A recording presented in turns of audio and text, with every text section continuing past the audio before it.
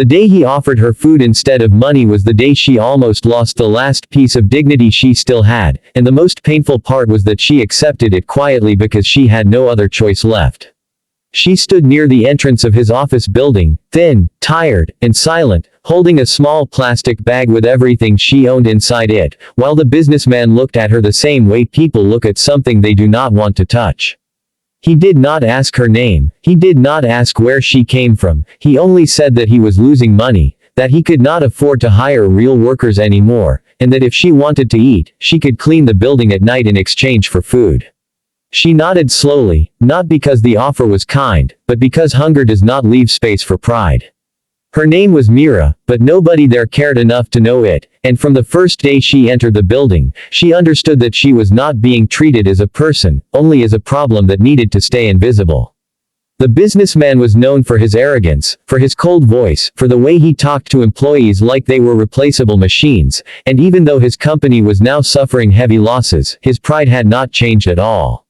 The first night she worked alone, cleaning the long corridors that smelled of stress and failure, and every step felt heavy, not only because of the physical work, but because she could feel the silent humiliation of being watched by people who believed she deserved this life. Some of the workers whispered behind her back, some laughed quietly, some avoided her completely, and she kept her eyes on the floor because she had already learned that silence protects the heart better than anger. When the businessman saw her the next morning, he did not thank her, he only checked the floor like an inspector looking for mistakes, and when he found a small piece of paper near the wall, he said that people like her were always careless, that even free workers should try harder. She listened without defending herself, because she knew that arguing would only make him crueler, and inside she felt the same sadness she had carried for years, the sadness of being judged without being known.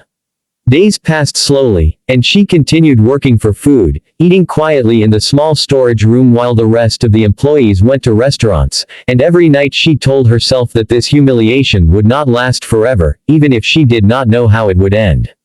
One evening, while she was cleaning the main office, she noticed something strange near the trash bins, something that did not belong there, something that looked too important to be thrown away so carelessly.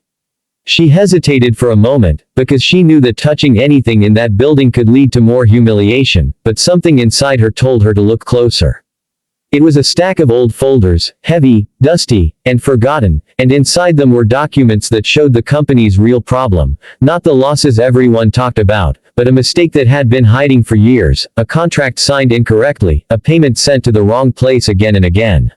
She did not understand everything immediately, but she understood enough to know that this was not just trash, this was something that could destroy the company completely if nobody noticed it.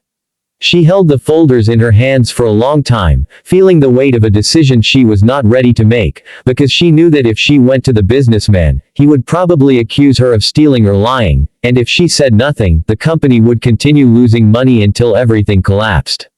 That night she did not sleep at all, sitting quietly in the small corner where she stayed, thinking about what her life had become, thinking about how people had treated her since she lost everything, and thinking about the strange quiet hope that maybe this was the moment when patience would finally matter. The next morning she waited near his office door, holding the dusty folders close to her chest like something fragile, and when he arrived, he looked at her with irritation and asked why she was standing there instead of cleaning. She did not speak immediately, because her voice felt too weak, but then she slowly held out the folders and said that she found them near the trash and thought he should see them before throwing them away. He laughed at first, the kind of laugh that comes from arrogance, and said that a homeless cleaner had no right to tell him how to run his business, but something in her calm eyes made him hesitate. He took the folders carelessly, opened the first one, and his face changed slowly, not dramatically, but enough for the silence between them to feel different. He opened another file, then another, and with every page his confidence disappeared a little more, replaced by something he had probably not felt for a long time, fear. The documents showed a mistake made by his most trusted manager, a mistake that had been hidden for years and had slowly destroyed the company from the inside, and nobody had noticed it except the woman he had hired for food. The room became completely silent, and for the first time he looked at her not like a problem, but like a person who had just saved him from losing everything. Mira did not smile. She did not show pride. She only stood quietly, waiting, because she had already learned that patience often reveals the truth without effort. He finally asked her how she noticed it, and she said simply that when you lose everything in life, you learn to see things that others ignore, especially the things people throw away. The words were quiet, but they hit him harder than any accusation could. That day the entire company changed in a way nobody expected, because the businessman called an emergency meeting and admitted the truth in front of everyone, something he had never done before. He said that the person who found the mistake was not one of his managers, not one of his educated employees, but the woman they all ignored every day.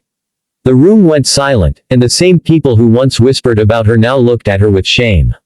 Mira felt the sadness still inside her, but the helplessness was gone, replaced by something calmer, something that felt like justice without anger. The businessman later approached her privately and said that he was wrong, not only about the documents, but about her, about the way he had treated her, about the way he had believed that power gave him the right to humiliate others.